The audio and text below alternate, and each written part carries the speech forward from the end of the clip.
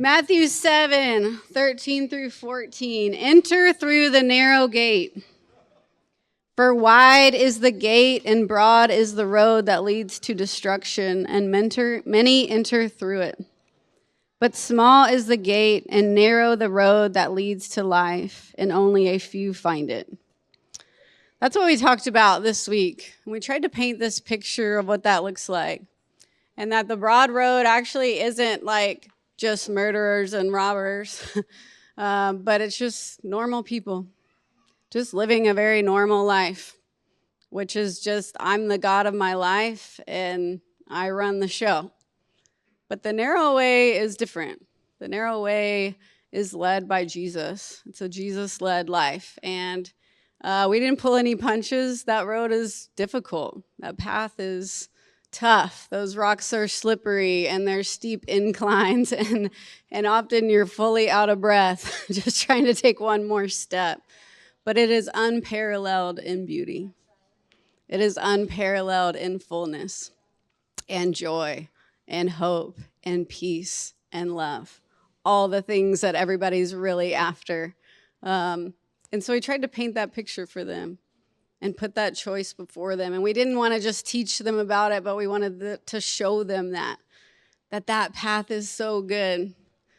So we showed them what real love looks like. We brought almost as many adults as we did teens because we're not trying to get as many teens in a room as we can. That's not how we're going to do ministry. We want to disciple and love these kids. We want them to know that they're seen. Somebody knows them, like actually knows them and accepts them and loves them and is going to walk hand in hand with them on this path to help lead them. We tried to show them what real fun looks like, what real joy looks like. I guarantee you they had more fun jumping and praising God than they ever will getting wasted on a Friday night. And that's because that's true. That's real, and that's what we were made to do. And good things happen when you do what you were created to do. So I'm not going to preach this morning.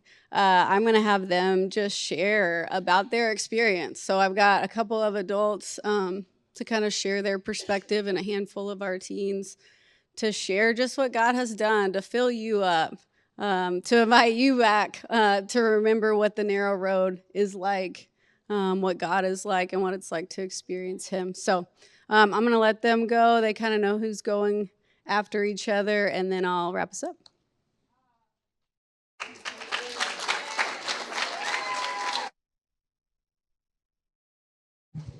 Good morning, guys. It's so good to see you. As y'all have heard, we were in New Mexico this past week, and it really is just the sweetest thing ever. It's the best week of the year, and I'm really glad to be back, but in some ways, I'm not, because, again, it's the best week of the year, and it's the most real thing that we can experience. You're never closer to God than when you're with his people and loving on them. I got the privilege. I'm Colton, by the way, sorry. This was my second year doing CTF as a leader, and last year was really, really special at camp, but this year God did something way better. And it's not because last year was bad, it's just because he keeps getting better. And, William, I don't know how many camps he's been to, but he shared he's been to X amount, and it's been better every single year. And I didn't know if I believed that, but after the second year, I'm like, yeah, it was so much better. And God's done such amazing work in these kids' lives. And yeah, I wanted to just briefly point out that we have so many good leaders in our team between Wiley and Garland, and a lot of them are younger people. I was reflecting, and there's a group of people that I'm really close with. It's about 10 of us, and 8 of us were at Collin College a few years ago. And now God's using us to minister to these teens. It just doesn't make sense, a local community college students and now they get to love on these teens in ways that they don't experience anywhere else. And yeah, I think one thing on the thing with camp is we take up their phones, and there's no distractions, no excuses for these kids. They just need to be fully poured into and fully focused on God. And I was asking some of my teens, I was like, hey, how do y'all feel about not having your phones? I think this was Thursday, and they were like, it's so nice. They're not on social media constantly comparing themselves to people that are just trying to make themselves look better than anybody. None of that matters, and I think they finally got a glimpse to see that, and it's just the sweetest thing ever. Yeah, as Brianna mentioned, our theme was the way. Yeah, and Jesus says he's the way, the truth, and the life. And then we had Garrett come, and it was a real privilege to have him come and speak to us every morning, speak to these teens. I've never seen these kids so locked in than when Garrett was preaching. I mean, they were the whole time. But I could see, they were interested and their mind was stirring. They wanted to know about this narrow path. They wanted to know what that's like. And like Bree mentioned, it's not just murderers and whatever it may be on the wide path that you think. It's just living a normal life. But as you heard before, we're not going to do normal. We're going to be different than the world. And yeah, what was on my mind all week, and especially last night as I was reflecting, is just that you're never too young for God to do work in your life. He wants to use everybody. And that's my encouragement to anybody here, but especially you teens. Let God use you. He wants to. And he already did this week. 1 Timothy 4:12 came to mind. Don't let anyone look down on you because you are young, but set an example for the believers in speech, in conduct, in love, in faith, and in purity. I saw that lived out this week. Comparing from Monday night when we got there to Friday night, drastic difference. It's really only 4 days, but God moved in everybody's lives there. And it was such a sweet thing to see, especially the people, the typical non-expressive people during worship. It's easy for them to sit in the back and just kind of just hide back there a little bit, which is completely fine. That was me when I was a teen. But to see that Monday night and then Friday night to see us jumping around in morning worship and not a single person was in the back. Everybody was jumping together because they didn't care. They just love God and they love each other. They weren't worried about what other people were thinking of them and any insecurities and fears. And that's the sweetest thing, to see their minds start to shift and change a little bit. Just not worry about whatever the world tells them to worry about. And then I was also reminded of something Lindsay said a few weeks ago of your identity is received, not achieved. And I think a lot of them got to see that this week. In the mornings while the kids are doing their devotionals, we do adult meetings. And in that, we were sharing encouragements with each other because, I only get to experience camp for what I see. But to see what Cole got to see in these kids and Oscar and Leia and everybody else and have them go around the room one after another sharing how they've seen God work in these kids' lives. It's one of the best parts of the week, seeing what God's doing, because I don't get to see everybody. But we know there was like 30-something adults, and they all had something to say, and we're fighting to share the next thing. And it's just the sweetest thing to see what God is doing there. And then I had a few conversations with people, and it was really sweet just to see people be like, yeah, I came into this, and I have some good friends, but they're like, now I have brothers, now I have sisters. And it's the aspect of real community, real friendship, something that's built on something so it's gonna last. It's not gonna go away if you stop playing this sport. Like, no, that's not what this is. Yeah, and with worship, Thursday night and Friday were really special. Just to see some of our youngest teens just get on their knees, bawling, praising our God. And then get to see one of our youngest teens go and console someone that's a few years older than him and be there for him. Just both bawling, crying. It's because they love God. They love people. We have this thing called Encouragement Night, and it's where we take about 10 minutes to, if you feel the Spirit's moving in you and wants to say something to somebody, go do that. And it's really, really powerful. And I was really impacted by a few of our teens that were going up to adults and encouraging them and sharing about them and pouring their heart out. I couldn't imagine doing that as a teen. And then to see teens go up to other teens and encourage them, it's the sweetest thing. There's no other words to describe it. God was really moving in that.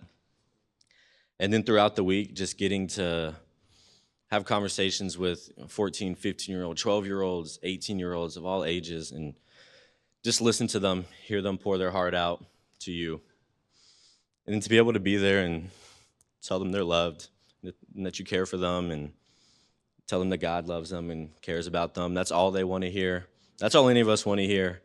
Some of our kids just come from a really hard background, and it's the most difficult years of their lives, and to be able to have people there for them, it means so much. Yeah, Bree only gave me 5 minutes, so I'm going to pretty much wrap up. But I could talk about this for hours. I did this last year. I came home from camp. It was actually my first one, and I spent like 3 hours talking to my wife, Alice, about it. I know she wasn't over it, but it's just, I think it just speaks to how good God is and what he does. And again, this is just 4 days of full, sold-out commitment to God. William challenged our teens to just give God 1 year being consistent and giving him your all and see if he won't blow your mind. And to look at this past week in just 4 days, I'm like, yeah, imagine what he can do in a year. Okay, imagine what he can do in a lifetime with you. And that's what he wants.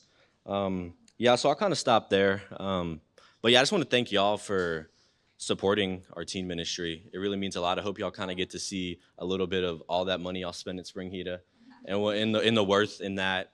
And then thank y'all for praying for us, before, during, and after. God really answered those prayers and heard us, heard y'all. And as JVR would say, he did some awesome things.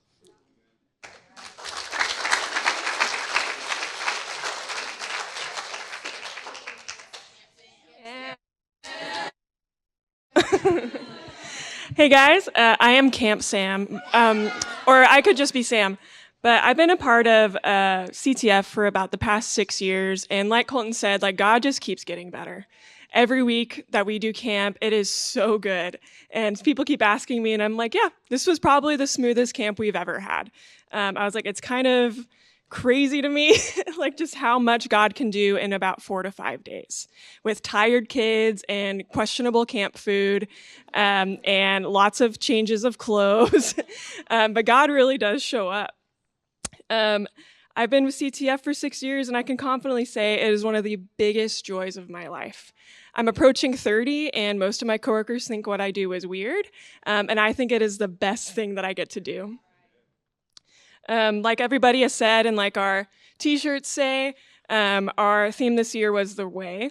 And it's really we talked a lot about choosing the wide road versus the narrow road. And something that really stood out to me that Garrett Davis had said was that before Jesus came into the scene, there was no alternative. The ancient world was cruel and it was brutal, and everybody called it normal and good and right. And then Jesus came in and said, no, it can be so much better than that. It can look like caring for the sick and taking care of the poor and looking after women. All these things people thought was just out of the question. But people were in need. And God is doing that today.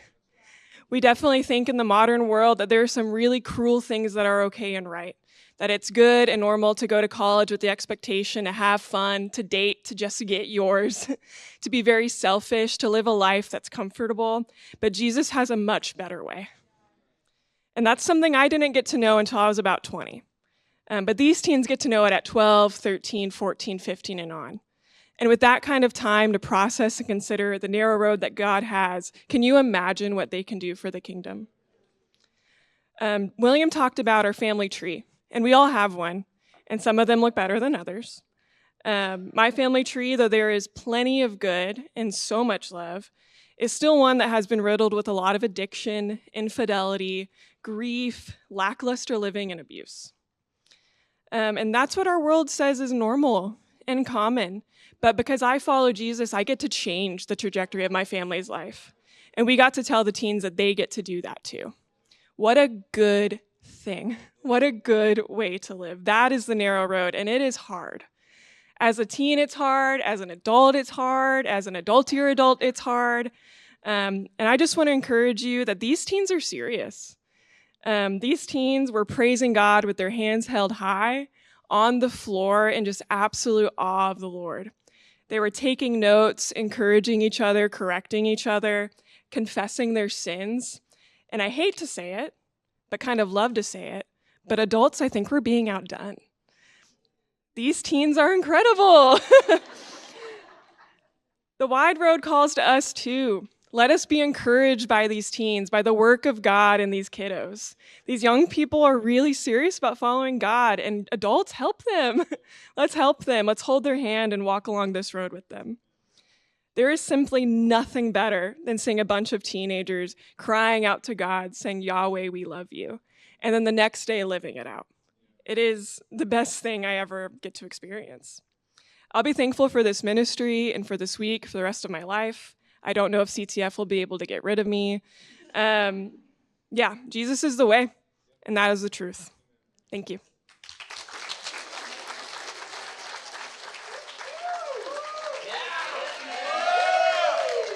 Hey y'all. Well, kind of the first team to do this. And I'm probably the most underprepared because I did not write anything. And so I'm Kobe Hamilton because we have two Kobes. And we got invited like 10 times to camp and we just kept getting invited. William brought like a bunch of flyers like every week. And I could never keep up with them. And this summer, William started these Bible studies with a couple group of boys from FCS, because that's where I got plugged into CTF. And William was just like, yeah, you should come to camp. Sent me the link. And then I think I looked at it, and then it took me another week to remember to sign up. And then I talked to my dad. I got home, and I talked to him about it. And then I talked to my mom about it. And then I was at camp.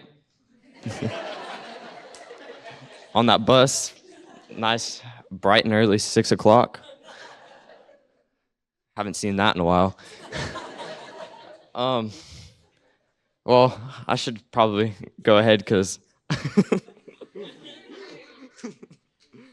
I got like 5 minutes. Okay, so right when we got there, we were like kind of rushed to go into our cabins to like make our beds, but I didn't do that till that night. But so we ate, and then that first service, the worship was something that I'm kind of used to because I come from a Pentecostal background. So I'm used to getting hype, I'm used to praising, but some of the kids were, or I was too, because I was kind of like iffy about it. We were all in our like shells. We were all in our comfort zones. We are all being normal. And that Monday, it was just, oh yeah, well, we're here, and okay. And then we went to Tuesday, and then we had these. My favorite thing probably of camp was walk and talks. I had a great conversation with Colton Tuesday, and that most likely got me out of my comfort zone. And then the next day, I think I had Cole, and then it just kept going. And then I had Oscar, and then where is he?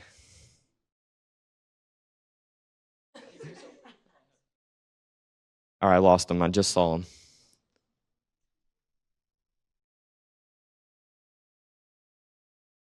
I'm bad with names. Yeah, Tyler. There he is.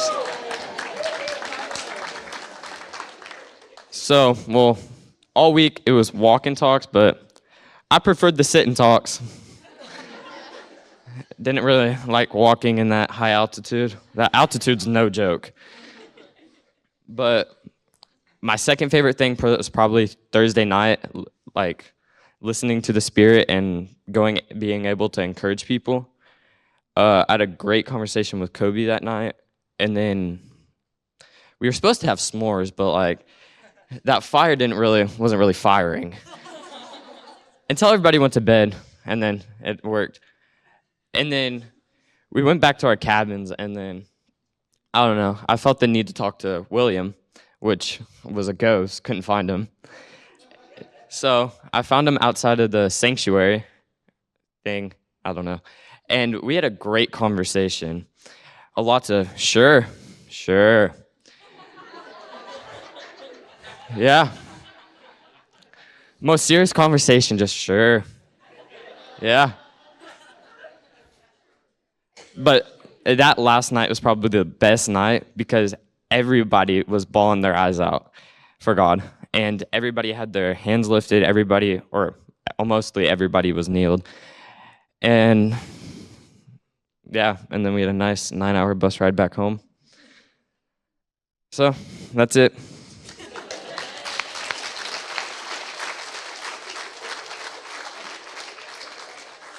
Good morning, y'all. My name's also Kobe. I'm Kobe number 2.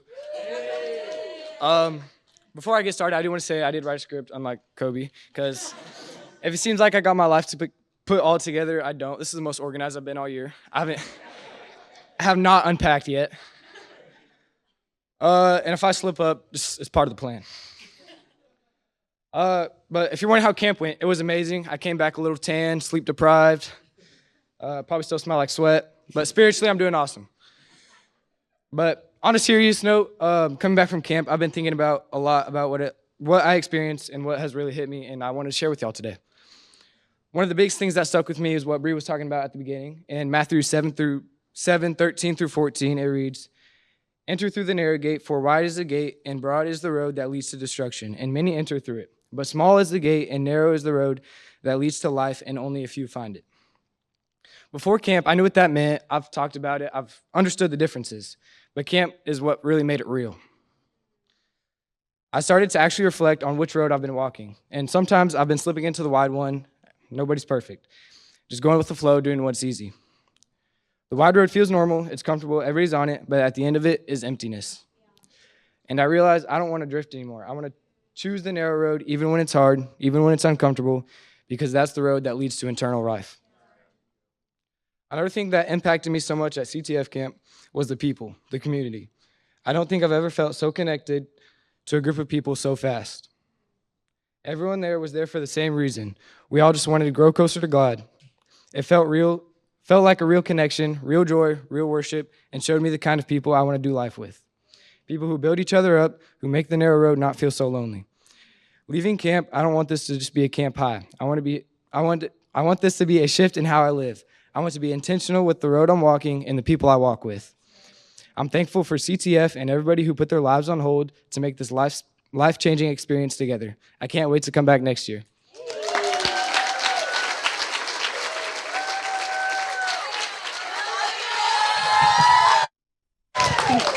I am not tall enough for that. So my name's Olivia. This was my third year at CTF camp, and I learned how easy it is to beat JVR in card games. But seriously, I learned that it's not always easy to follow God, and what's really important is the community that I have around me that helps me follow God. And recently I've been struggling with some deep sadness about things going on in my life, and my community during this week and beyond has shown up for me. And I'm closer to God because of the examples that I have around me. My first year of camp, I got on the bus knowing literally nobody there, and I came back with a mentor, Claire. Second year of camp, I brought 2 friends with me, and they came back with mentors and more friends. This year, 4 people got to come with me and I came back closer to them and other people. Connecting with those people really blessed me in several ways. During the week, William spoke and showed how the people in his life changed him and led him to God.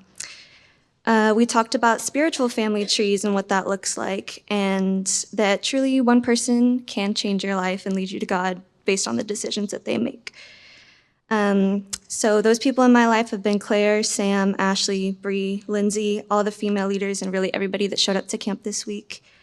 Their leadership and commitment made it possible to come to camp and have an incredible experience. And I think it's always a good reminder that you're here because someone invited you here. And that God shows up in generations of people down the line. I would say thank you to the people who impacted my life, and remember to thank the people that impacted yours.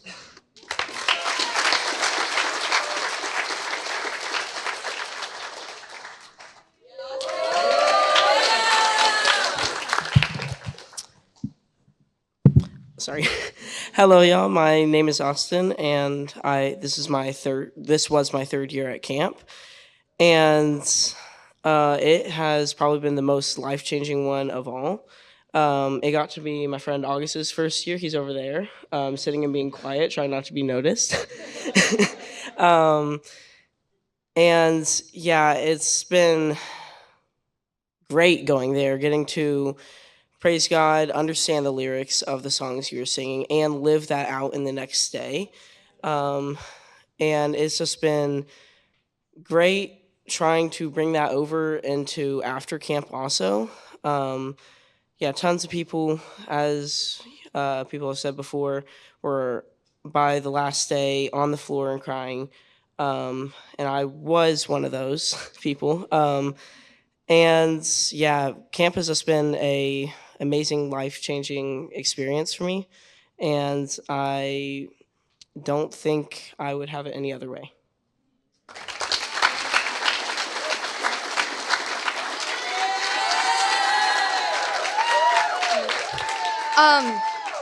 Hi, I'm Emmy, and this was my first year at CTF camp, and I think it is very amazing. And I've always loved New Mexico because I get to be in God's creation, but this was even better because I got to be in God's creation and praise God and be with all my friends. I made a lot of new friends, and I got closer to a lot of friends I already had, and they really impacted my life. And by a lot of people said before, a lot of people were on the floor crying by Thursday and Friday night, and I was one of those people. And I don't even know why I was crying. I was just crying. And I really love CTF camp because I just get to praise God and talk to people about God. And yeah, and I just hope that everybody feels the same about CTF camp.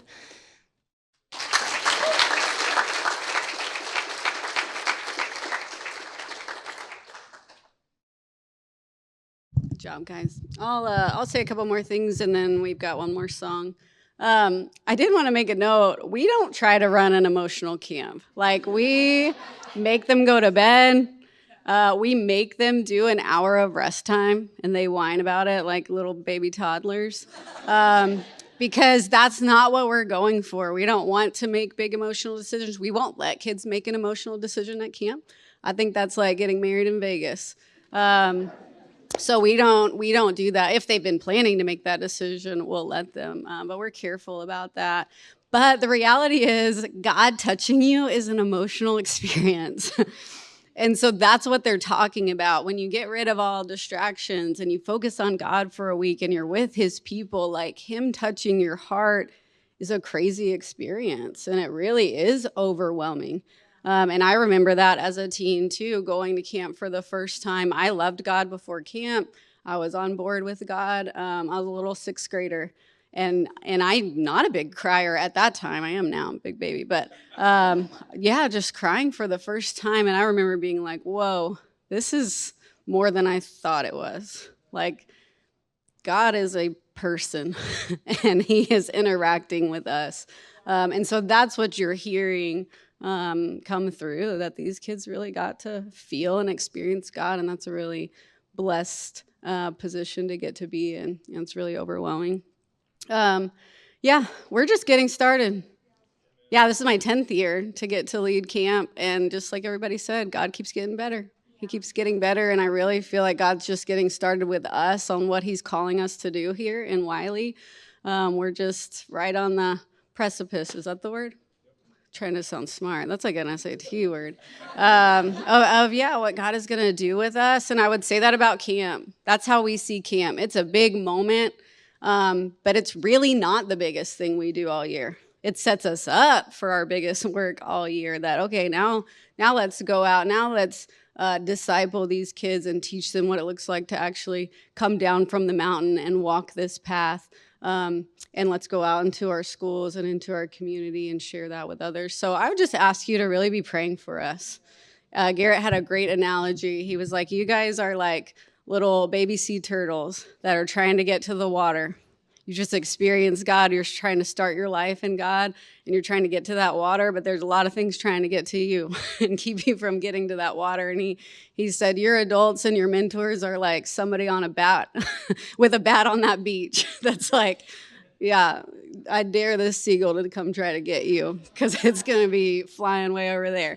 And that's the role that you guys can play. We're more right there, but you guys can play that role too by praying for all of us, by praying for our leaders, praying for our students every single week. If you're a part of this community, please pray for them every single week. And I'm really excited to see what God's going to do this year.